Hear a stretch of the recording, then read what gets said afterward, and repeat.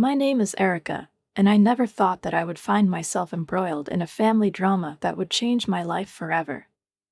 At the age of 29, I was living a very ordinary life in a noisy, crowded city that never slept, where the streets were packed with cars during the day and in the evenings illuminated by the neon signs of countless restaurants, bars, and shops. For the past 5 years, I've been working as a secretary at a large global tech corporation located in the heart of the city, surrounded by sparkling mirrored skyscrapers, business suits, and phone calls that don't stop for a minute. The job was not my dream, but it allowed me to pay the bills for my small but cozy rented apartment in an old building, where the cracked stucco on the ceiling reminded of bygone times. The weekend was my only salvation. I ran off to dance classes, lost myself in the rhythm, obeying the music, and forgot about all those papers that would be waiting for me on my desk again on Monday. It wasn't much, but it was my life, and I thought there was enough in it not to complain. It was more difficult with my family. I had a younger sister, Emily, who seemed to have received all the parental love, care, and attention from birth. Her mother adored her with such endless devotion, as if Emily was something special, made of fragile porcelain that needed to be protected from any adversity. Father, he just followed his mother's wishes, agreeing with her in everything and rarely taking the initiative. Her name always sounded in our house, Emily did it, and despite all my attempts not to get annoyed, I couldn't help but feel like a shadow existing somewhere in the background of the family picture. Over the years, a wall has grown between us. Phone calls became less frequent, and family meetings gradually turned into something that I only found out about through photos on social media. I saw their joyful faces, solemnly set tables, candles, and gifts, but I was not there. I told myself that it didn't matter, that I had grown up a long time ago and had my own life, in which there was no place for childish insults. That's why, when my phone suddenly flashed my mother's number on Tuesday evening, I almost dropped it in surprise. I stared at the screen, vacillating between the urge to drop the call and curiosity, which, despite my best efforts, was slowly but surely gaining the upper hand. In the end, I answered. "Erica, this is your mom." The voice on the other end of the line sounded unusually dry, without the usual lengthy introductions and general phrases. "Hi, Mom," I tried to keep my tone neutral. "Your father wants to see you," she said, as if that explained everything. I frowned. "Is something wrong?" "Just come this weekend. Saturday at 2 p.m., don't be late." And with that, she hung up the phone, leaving me with anxiety throbbing in my chest and an empty phone screen. I stared at him for a long time, struggling with conflicting feelings. What could be so important that my father, who hadn't shown much interest in me for years, now wanted to see me? Part of me wanted to ignore the invitation, tell myself that I didn't care, but the other couldn't help but feel that this was something serious. That's why on that very Saturday, at exactly 2 p.m., I was standing in front of my parents' house, looking at the facade, which had not changed over the years. The house still looked grand and immaculate, a monument to their well-being and at the same time a reminder of a life I'd never fit into. I took a deep breath before raising my hand and pressing the doorbell. The long seconds of silence stretched into eternity, but then the door abruptly opened and the mother appeared on the threshold. Her face, as always, was a mask of restrained indifference. "You're here," she stated, and without waiting for my answer, she stepped aside to let me in. I entered the spacious hall, where every object, from the perfectly symmetrical vases to the highly polished parquet, screamed that everything here was subject to order and tradition. They were already waiting for me in the living room. My father was sitting in a chair by the window. He looked pale, haggard, with deeply sunken eyes and haggard features. I've never seen him like this. Emily and her husband James were sitting next to each other on the couch, a perfect, flawless couple with immaculate hairstyles and intense smiles that couldn't hide their concern. The atmosphere in the room was thick with silence, from unspoken words, from something that I felt was about to explode. I came unsteadily closer, sat on the edge of the chair, still trying to figure out what was going on here. And then, for the first time in many years, my father looked directly at me, long, intently, with something that resembled a faint tinge of regret in his dull eyes. "Thank you for coming." His voice was weak, but there was something in it that I couldn't understand. "What's going on?" I asked, feeling anxiety building in my chest. My father exhaled slowly, looked at Emily, who suddenly tensed, squeezing her husband's fingers in her hands, and then looked back at me. "I have to tell you something." My heart thudded in my chest. I felt it would be something that would change everything. "I need to tell you all something." My father said these words with such heaviness, as if each of them weighed a ton, and suddenly the space between us was filled with a tangible tension that made it difficult to breathe. He continued his stride across the room, his movements still confident, but now they seemed somehow strained, as if he was trying to give himself a boost that wasn't really there. I looked at him, and some kind of oppressive premonition was growing inside me, a fear that had not yet taken shape in words, but had already crept into my soul like an icy chill. I'm terminally ill," he finally said, and his voice, which had sounded steady and firm before, trembled slightly. "The doctors say I don't have much time left." The words hit me like a blow to the chest, knocking all the air out of my lungs. Something snapped inside, and I felt tears instantly fill my eyes, blurring my vision, turning the outlines of the room into blurred spots. Despite all the difficulties, the coldness, and the many years when I felt invisible next to him, I loved my father, and the thought of losing him soon was unbearable. "Dad," I gasped, not recognizing my own voice, and, reaching out, squeezed his hand, which now seemed fragile and weak to me. He squeezed my fingers weakly in response, his face lit up with a sad, almost apologetic smile. At that moment, he looked tired and exhausted, as if he had already been through too much, and now the only thing left for him was to tell us the truth. Emily sobbed, almost theatrically, burying her face in her husband's shoulder, while her mother sat with a stony expression on her face, her lips pressed into a thin, barely noticeable line. She didn't say a word, and I couldn't help but wonder, how long have they known this? How long have they been hiding this from me? Why am I only learning about this now? "That's not all," my father continued, and now his voice sounded more confident, louder, as if his decision had already been made, and now he was just saying it out loud. There was a tense silence in the room, even Emily's sobs stopped, and I felt everyone freeze, waiting for her to continue. "I've made some decisions about my will," he said, looking from his mother to his sister, and then finally to me. I noticed Mom leaning forward slightly, her fingers curled into a fist, and her eyes flashed with a wary gleam. The father exhaled and continued. "Mary," he looked at his mother, "you will get an apartment in the city." She nodded curtly, expressing no emotion, as if this fact was not unexpected for her.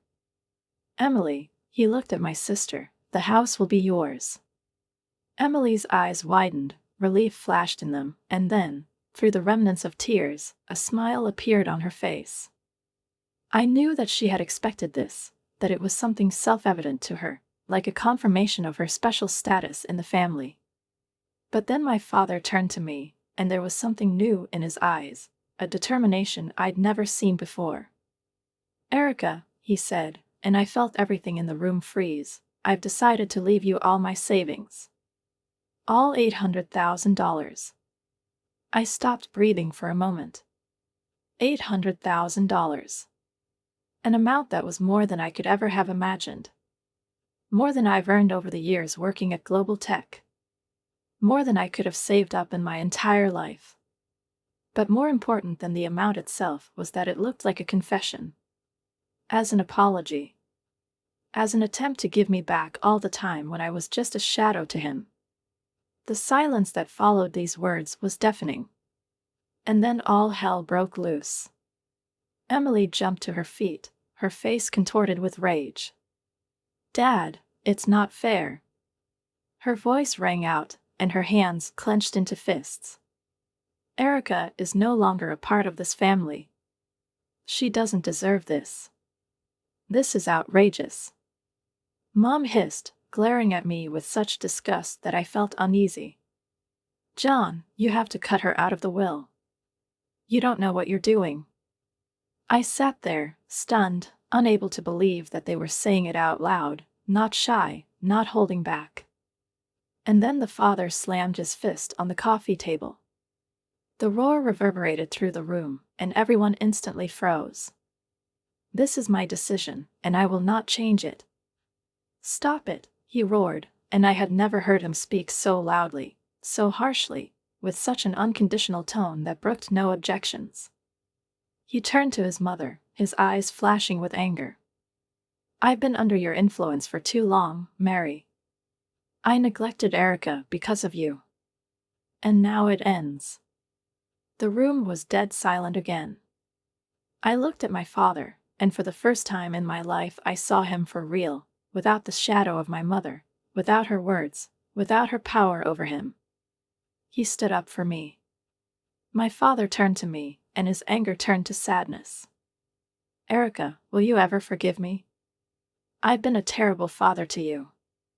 Tears were streaming down my cheeks, and I couldn't hold back. I got up from my seat, walked over to him and hugged him tightly, feeling how fragile he had become. I forgive you, Dad, I whispered, closing my eyes. I love you. We held on to each other for a long time, and at that moment all the resentment, all the pain, all the long years of misunderstanding disappeared. When we finally pulled away, my father looked exhausted, his shoulders slumped, and I realized that he needed to rest. It's time for me to lie down, he said slowly, getting up. Erica, thank you for coming. I nodded, watching him leave the room. As soon as the door closed behind him, the atmosphere instantly changed. Mom stepped forward, her face a mask of rage that she could barely contain. Listen, Erica, her voice was icy, you have to do the right thing and give up your share of the inheritance. I looked into her eyes. No. My voice sounded firm, stronger than I expected. I won't refuse. Dad wants me to have it. And I respect his wishes. Emily's face contorted with rage. Her eyes, which usually sparkled with a smug gleam, were now shooting lightning bolts, and her thin lips were compressed into a narrow line, as if she was trying her best to keep from screaming. She took a step forward, so close that I felt the heat of her breath on my skin, and then poked me in the chest with her finger with such force that I instinctively recoiled. You're going to regret this, Erica. Mark my words. Her voice was low, full of malice, hissing like a snake preparing to attack. I looked into her eyes and saw in them not only rage, but also intent, as if a plan for revenge had already matured in her head, and I could only wait for the blow. The next 2 weeks turned into torture. My phone wouldn't stop ringing, bursting with calls and messages that came one after the other, as if she and her mother had set themselves the goal of breaking me. At first, it was just persuasion. Erica, you have to do the right thing. Your father was sick. He didn't understand what he was doing. It wasn't a fair decision. Then the tone became tougher, colder. Do you want to take money from your family? How can you be so selfish? I hope you will sleep peacefully knowing that you betrayed your mother. And then the outright threats began. We're not just going to let this go. You don't know who you've contacted yet, Erica. If you don't change your mind, you'll regret it. I ignored them, blocked numbers, didn't read messages, didn't answer calls, tried to focus on work, on dance lessons, on everything that would help me keep my sanity and at least the illusion of normalcy. But even when I was busy, even when I was surrounded by people, I felt their hatred on me, as if they were nearby, watching my every move, waiting for the moment to stab me in the back. And then, on a gray Tuesday morning, I got a call. When I saw the unfamiliar number, my stomach clenched. I knew it. My father is dead. I don't remember how I got to my parents' house. Everything seemed blurry, muffled, as if I was watching it through a cloudy glass. The funeral turned into a whirlwind of black clothes, gloomy faces, and quiet words spoken in low voices.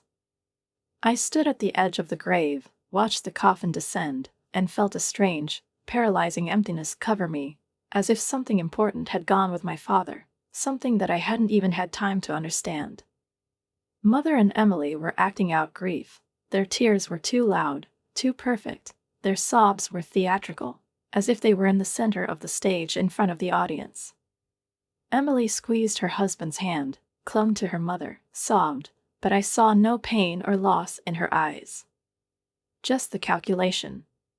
But what struck me most was her necklace and bracelet. Gold-rimmed diamonds sparkled on her neck and wrist, shimmering in the light as she held a handkerchief to her eyes, blotting her completely dry eyes. They looked obscenely expensive, luxurious, and obviously new. On the day of her father's funeral, she sported jewelry that I was sure was worth a fortune. After the ceremony, everyone gathered in the house. I watched as Emily defiantly took off her jewelry, slowly, with exaggerated care, carefully putting them in her purse, as if showing everyone how much they were dear to her. The last of the guests had left, and I gathered my things, preparing to leave. It was at this moment that all hell broke loose. My jewels. Suddenly there was a hysterical scream. I turned around and saw Emily pressing her hands to her neck and wrist, her face contorted with mock horror. "They're gone," she squealed, her eyes darting around the room. Her mother immediately jumped up to her and grabbed her by the arms. "What happened?" "Someone stole them." An oppressive silence hung in the room, and I felt a cold fear freeze my spine. Mom turned to me, her eyes boring into me with a look full of accusation. Well, isn't that convenient?" Her voice was as cold as a sharp knife. "The only person who has been here all day is the one who wins so much." I felt the blood drain from my face. "They're setting me up." "You can't be serious," I whispered, feeling the world around me shrink into a narrow, dark hallway. "I didn't take anything." Emily's husband took a step forward, his face full of assumed concern, but predatory anticipation was evident in his eyes. "Then you don't mind showing us what's in your bag, do you, Erica?" I tightened my grip on the bag, feeling sweat break out on my palms. I knew I was innocent.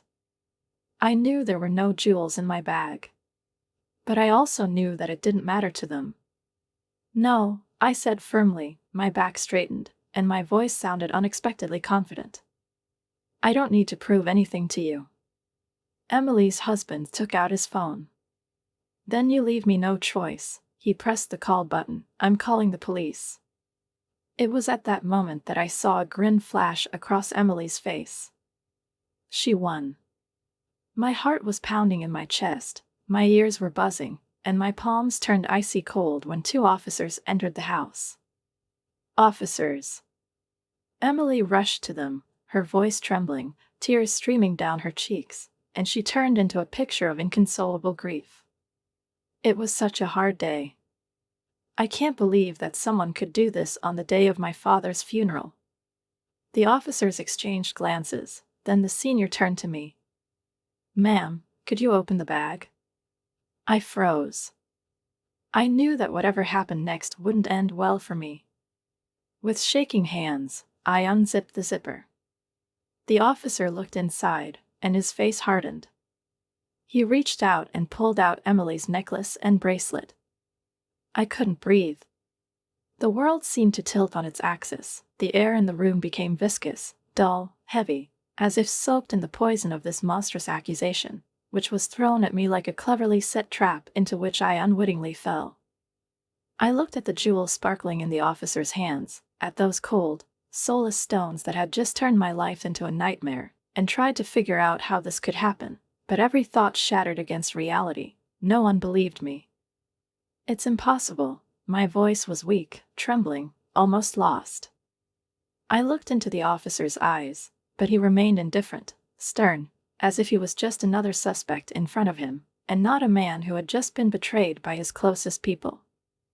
"I didn't take them. I was framed." But my words were drowned out by the chaos that erupted in the room. Mom and Emily instantly started dancing, their voices sounding harsh, angry, and they hurled accusations at me, as if I were an insignificant criminal who had finally been exposed. "You liar!" Emily screamed, her voice breaking, her chest heaving convulsively, and tears that hadn't been there a minute ago suddenly gushed out. "I always knew you were jealous of me. Now you've shown your true colors." The thief. Her mother supported her. There was something much scarier than anger in her gaze, satisfaction, as if she had finally found a way to cut me out of her life completely. The words cut me deeper than any knife. I couldn't believe this was happening, that they were really going to do this, that they were ready to ruin my life just to take the money my father had left me. I didn't have time to say anything because the officers abruptly took my hands and pulled me towards the exit. As I was being led through the threshold of my parents' house, I caught a glimpse of Emily.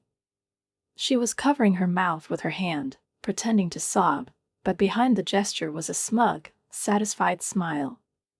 At the police station, I sat in the cold interrogation room, wearing the black dress I'd worn to bury my father that morning, and tried to process what had just happened. The gray walls were oppressive, the lamp above my head was crackling, which made the room even darker, and my arms, crossed over my chest, were shaking, although I didn't know if it was from the cold or from horror of what would happen next.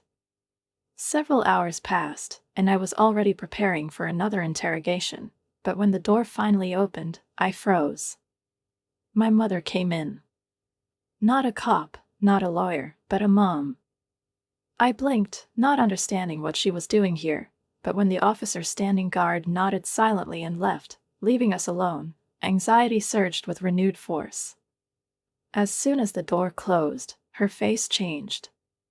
Her mournful, broken expression, with which she sobbed at the funeral, disappeared as if it had never been, replaced by something icy, hard, calculating. She was no longer playing the grieving mother. Now there was another woman standing in front of me, and I suddenly realized that I had never really known her. "Listen carefully, Erica," she hissed, leaning closer, her eyes sparkling with triumphant coldness. "You have one chance to fix this mess." I held my breath, waiting for him to continue. "Give up the inheritance. Give it to Emily. And all this will disappear." I blinked, not immediately realizing the meaning of her words. "What?" "Accusations." She pursed her lips, looking at me expectantly. "You just signed the papers and they let you out. Everything is simple." I was trying to process it, trying to accept the fact that my mother had just offered me a deal, but deep down I knew they had planned it. I eagerly searched her face, hoping to see a drop of doubt, a shadow of remorse, but there was nothing there. "You set me up," I whispered. Her mother's laugh was harsh, prickly, almost contemptuous. "Oh, please. You stopped being a part of this family a long time ago." I could feel the blood pounding in my temples, a sickening mixture of fear and disgust building in my chest. "You have a choice now, Erica." She leaned closer, her voice low and threatening. "Give me the money. Or we'll make sure you go to jail." She paused, watching my reaction. "Think about it," she continued with a cold sneer. "The thief who stole from her own sister on the day of her father's funeral. No one will be on your side. Your reputation will be destroyed. You'll lose everything." I was shaking. The weight of their betrayal hit me with such force that it became difficult to breathe. "No," I said, but my voice was barely a whisper. "What?" Her eyes narrowed. I clenched my fists. "No," I repeated louder, feeling a storm of anger and despair rising inside. "I won't do that. I didn't steal anything. And I won't let you blackmail me." Anger flashed in her mother's eyes, and her mouth twisted into a vicious grimace. "You ungrateful rat," she hissed, spitting venom. "I hope you enjoy prison." She straightened up, angrily squared her shoulders, her gaze boring into me, filled with icy triumph. "Everyone will know what you've done. By stealing from his own family. Her lips curled into a wry smile. You'll only be a criminal. A disgrace. She turned around and abruptly slammed the door. I sat in silence, stunned. Tears were streaming down my face, and there was nothing I could do about it. I was released on bail later that night. I ran out of the police station, breathing in the cool night air, but it didn't bring relief. At that moment, I received a message. I looked at the phone and my heart sank. Erica, I've heard disturbing rumors. Until the situation resolves, I think it's better for you to take a vacation. Of course, I believe in your innocence, but we need to protect the company's reputation. Take care of yourself. Letting go of the phone, I leaned against the cold brick wall, feeling my world crumble. The next morning, I woke up with a feeling I had long forgotten, a sense of purpose, clear and unshakable, as if something had finally clicked inside me, bringing together all the pieces of my broken life. I wasn't going to sit around waiting for them to destroy me anymore. I was no longer a victim. With trembling fingers, I searched the internet for private detectives, going through dozens of names, but one stood out from the rest: Jack Reeves, a former police detective who, after leaving the department, became a private investigator with a reputation for solving the most complex and complicated cases. His name came up in articles about corruption, revelations, high-profile lawsuits, and if anyone could help me, it was him. I took a deep breath before pressing the call button, and to my surprise, when a low, husky voice came on the other end, I spoke with much more confidence than I expected. I told them everything. About my father. About the will. About the theft they set up. About how I was arrested and then blackmailed at the police station, forcing me to give up my inheritance. Miss Thompson, he finally spoke when I finished my story. His voice was steady, but there was intense concentration in it. This is a very delicate situation. Family conspiracies are never simple, and it can be extremely difficult to prove them. But if what you're saying is true, we'll find the evidence.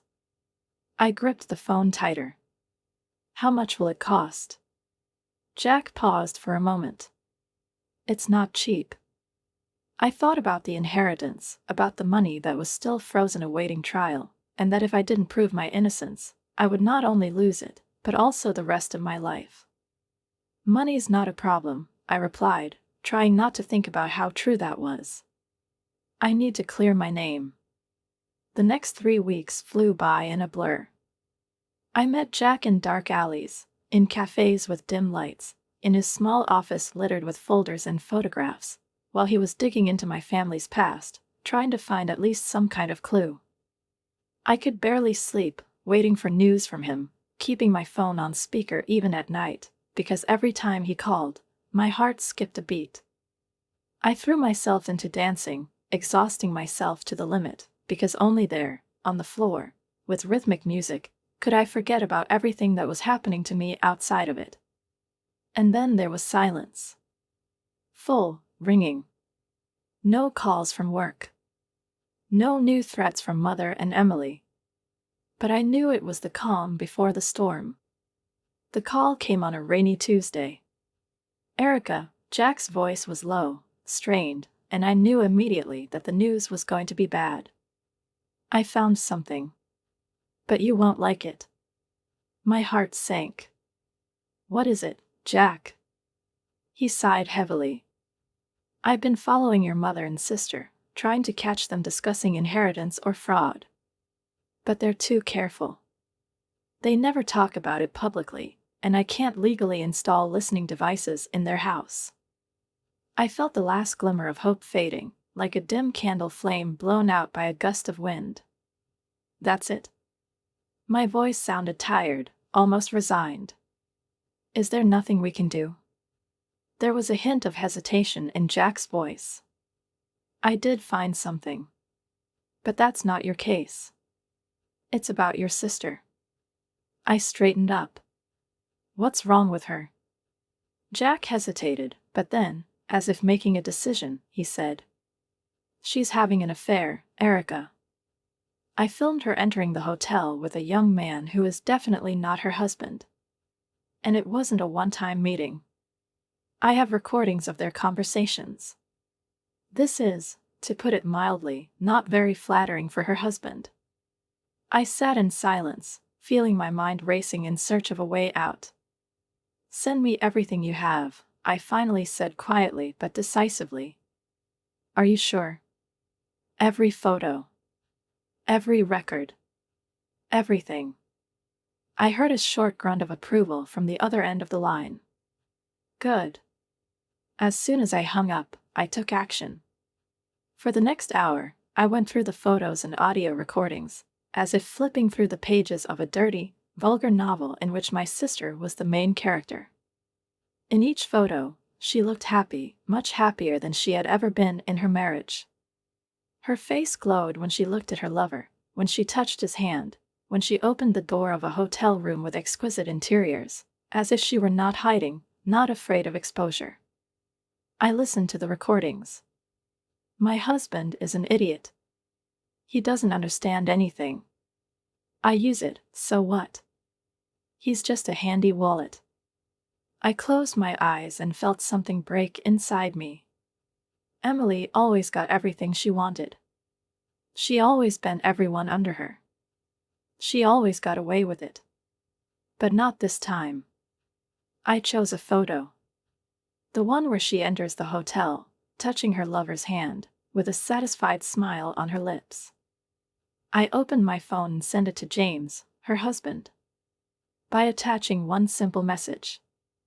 "I wonder what will happen next." And then, "I'll meet you tomorrow at Luna Cafe at 1400 hours." The next day, I came to the cafe early, too early, and now I was sitting by the window, watching the raindrops trickle down the glass, leaving winding paths like thin cracks, similar to those that had already formed in my life. My nerves were on edge, every second of waiting stretched out, turning into excruciating tension, but I couldn't afford to tremble, doubt, or retreat. At exactly 2 p.m., the door opened with a thud, and James stepped inside. His steps were fast and confident, but I could see his fingers clenching into fists and his jaw twitching with tension. His face was a mask of pent-up rage and curiosity. Emotions were beating inside him like a storm, and I knew he hadn't come for idle talk. "What's wrong with Erica?" "What is it?" he asked, sitting down across from me, his voice muffled, strained, and an indomitable fire of suspicion flashed in his eyes. I took a deep breath, gathering my thoughts, pushing away the fear, because this conversation could change everything. "I think you already know, James." I met his gaze without turning away for a second. "But what you saw is just the tip of the iceberg." In the next hour, I laid out the whole truth in front of him. I showed him the photos of Emily entering the hotel with her lover, looking happy and free, and then the ones where they went out together hours later, touching each other in a way she had never touched her husband. I played recordings of Emily laughing, ridiculing his behavior, his trust, his blind faith in her. "He's a complete fool, he doesn't even know. Soon I'll get everything I need and leave him with a nose. I'm already tired of his miserable existence." Each new word changed James, his hands clenched into fists so tightly that his knuckles turned white, his lips pressed into a thin line, his breathing became heavy. He sat in silence, and I could see his face getting paler and paler. When the recordings ended, he looked up at me with burning, pain-filled eyes. "What do you want?" His voice was hoarse, as if pulled from the depths of his soul. I leaned forward, and he didn't look away. "Justice, James. And I think you are too. Help me prove that I was framed. And we'll both get what we deserve." A few days have passed. I didn't know if James would do it, but then my phone vibrated. Message. From him. I unlocked the screen, and my heart started beating loudly when I saw that he had sent some audio files. I pressed the first one with trembling fingers. Emily's voice filled the silence of the room. "Can you believe how easy it was to put that necklace in Erica's purse? I felt my breath catch in my throat, but the file wasn't finished yet. My mother's laughter sounded next, cold, calculating, completely unlike the voice of the woman who once called herself my mother. I know. Did you see her face when the police found him? It was priceless. I closed my eyes as the next file played in my headphones. Well, she'll have no choice but to hand over the money. She's nobody now. I listened to record after record, plunging into heartless intrigues, into poisonous conversations, into cruel laughter, and each word was like a knife plunging deeper. But now I had proof. The day of the reading of the will came sooner than I expected.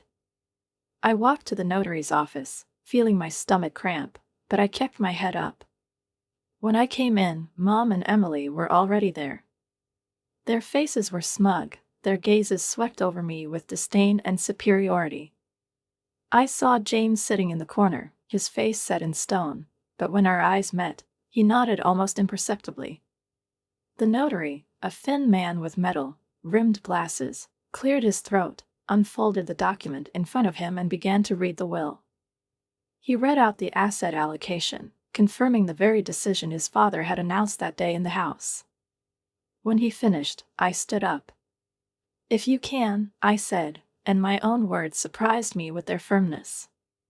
Mom narrowed her eyes, her lips curled into a satisfied smile, and she nodded approvingly. "I'm glad you've finally come to your senses, Erica," she said in a soft, almost affectionate voice. "I knew you'd make the right choice." Emily was beaming, her eyes sparkling with anticipation, and she and her mother exchanged triumphant glances. But I was going to disappoint them. I slowly took out my phone. "I'm afraid you misunderstood," I said, and for the first time in a long time, I felt like I was in control of the situation. I clicked play. The room was filled with their voices. Can you believe how easy it was to put that piece of jewelry in Erica's purse? I know. Did you see her face when the police found him? It was priceless. Well, she'll have no choice but to hand over the money. She's nobody now. I watched them. How the color drained from their faces. As Emily gasped, her hand trembled. How Mom remained motionless, but her lips pressed into a thin line, and panic flashed in her eyes. When the recording ended, the chaos exploded. "You're lying!" Emily screamed, rushing towards me, but James stepped between us, his face unreadable. "How dare you!" Mom hissed, and for the first time in my life, I saw her composure crumble. I looked at them and knew that this day would change everything.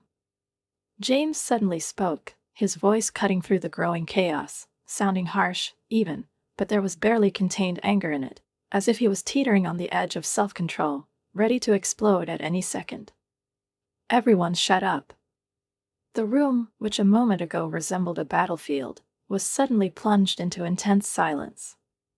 Emily, who had been yelling at her husband a moment ago, froze, her chest heaving, her fingers clenching into fists, but her voice was stuck in her throat. My mother, who had previously hurled venomous insults at me, also quieted down, giving me a look full of hatred and contempt. I stood in the middle of this shattered drama, looking at them, and suddenly realized, I no longer feel fear. A heavy pause hung in the air before the notary broke it, his voice harsh and authoritative cutting through the tense silence.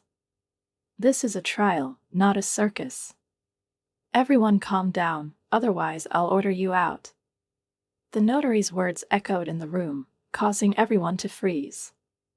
No one dared to break the silence, no one dared to even move, and at that moment James abruptly stood up. His face was a mask of rage, his hands were clenched into fists, and his voice was trembling with anger. "Since we decided to wash dirty laundry in public, then I also have something to add." He reached into his jacket pocket, pulled out a small envelope, pulled out a photograph, and threw it with all his might on the table in front of Emily. She froze, and then slowly lowered her gaze. In the photo, she was standing at the entrance to the hotel, with a young man next to her, his hand on her waist, their faces glowing with happiness and passion, and there was no doubt about their connection. "I know everything, Emily."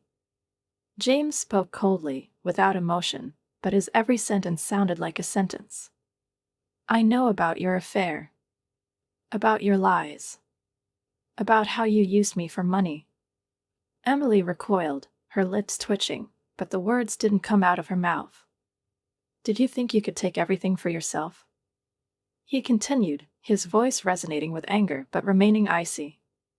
"You made a mistake. I'm filing for divorce. And thanks to our marriage, you won't see a dime." He waited a moment before adding the last punch. "You'll also pay me compensation for your infidelity."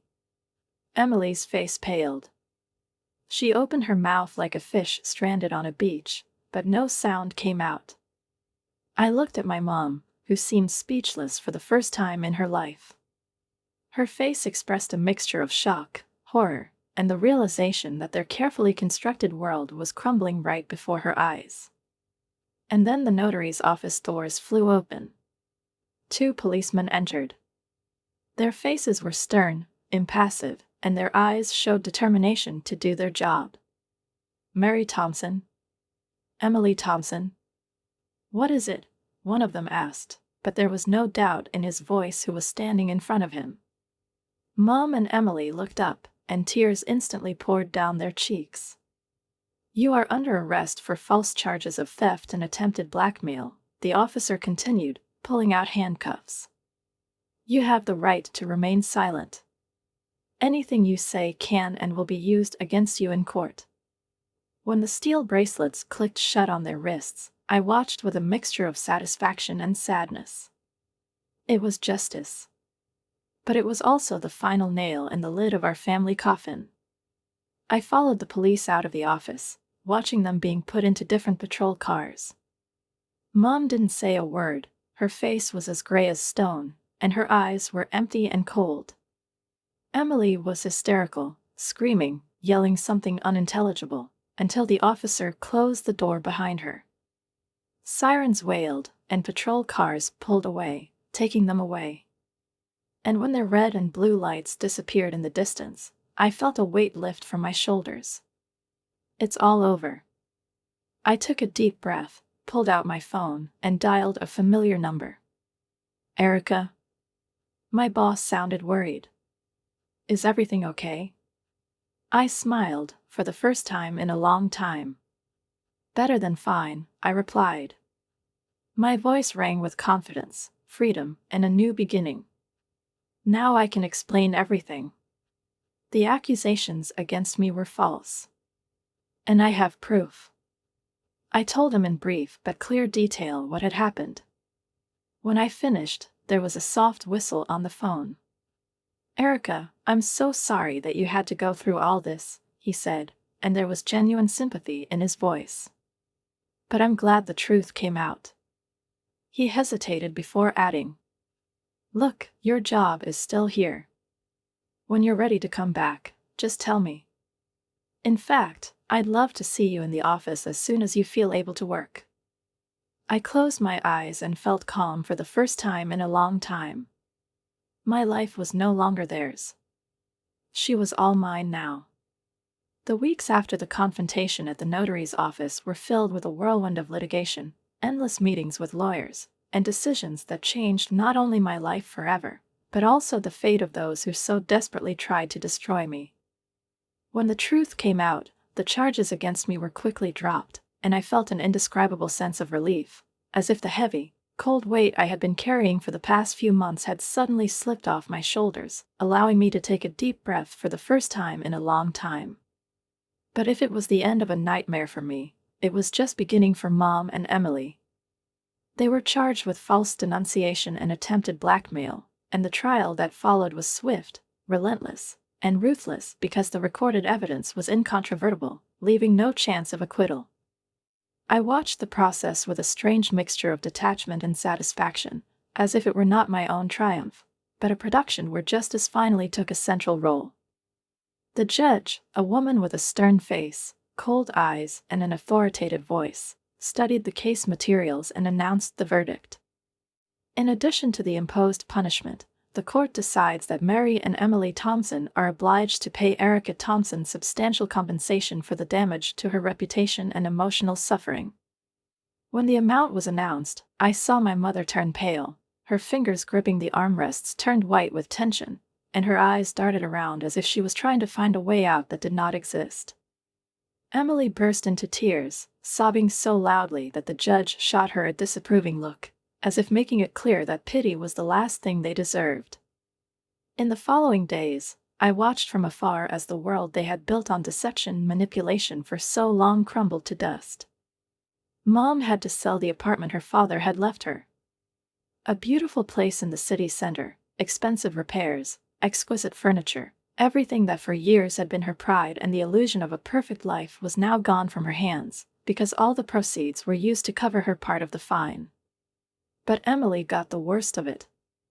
The house that she inherited on the day when, beaming with triumph, she looked at me eye to eye with undisguised contempt, now had to be sold to cover her share of the court decision. But her downfall didn't end there. James, true to his word, filed for divorce, and their prenup turned out to be a death sentence for her. He demanded compensation, which was stipulated in the contract in case of treason, and the pitiful money that remained after the sale of the house went to him. In a few short months, Mom and Emily had lost everything. Their homes, their social status, your financial security. Now they have nothing left but the consequences of their own actions. As for me, I found myself in a position I never even dared to dream of. After all these trials, I had more money than I could have imagined. Money from my father, compensation from my mother and sister, all this was an amount that could completely change my life. But I didn't want to just burn them through or spend them on instant gratification. I thought for a long time, weighed my options, consulted with financial advisors, read articles, studied investments and the real estate market. In the end, I made a decision that brought me peace of mind and confidence in the future. I bought an apartment. Beautiful, spacious, flooded with light, with panoramic windows overlooking the city landscape, but located in a quiet, peaceful area where you could wake up to the sound of birds singing and not to the hum of cars. This house has become something I've never had before.